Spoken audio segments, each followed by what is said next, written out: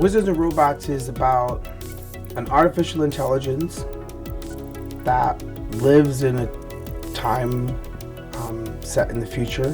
The story of Wizards and Robots is about Sara Luring. She's a teenage girl who gets caught up in this century-spanning battle between wizards and robots.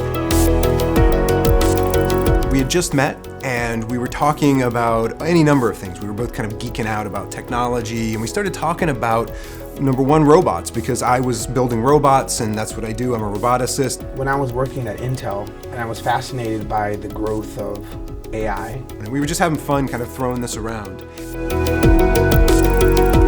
And we hit upon the idea of doing a young adult novel because we thought it would really allow us to, number one, reach the audience that we wanted to get to. We knew that the imaginations and the minds of young folks are just absolutely amazing and brimming with ideas. And so really the idea was to say, how could we bring this story to this certain audience and get them really excited, get them excited about science, get them excited about engineering, but also just tell them a really good story.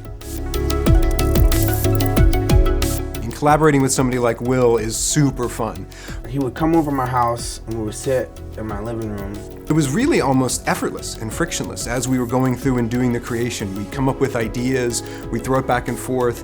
I would just spew out a whole bunch of different ideas and visions, and then he would expand on them and say, here's how that's plausible. Keku. He cares about progress. And he's nothing like a big Terminator robot. He's an intellectual.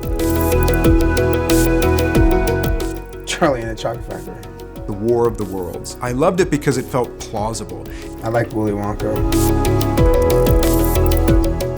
I have no idea. It's so different in the fact that it brings together the technology and the magic. It puts it in the real world. So for me, it's like no other book that I've ever read.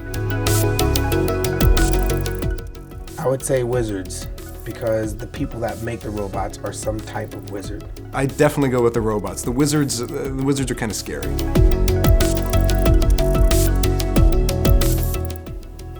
I would go right here, right now. I'd go back to the Victorian era, back to when Charles Babbage was creating the difference engine. This was one of the first mechanical computers.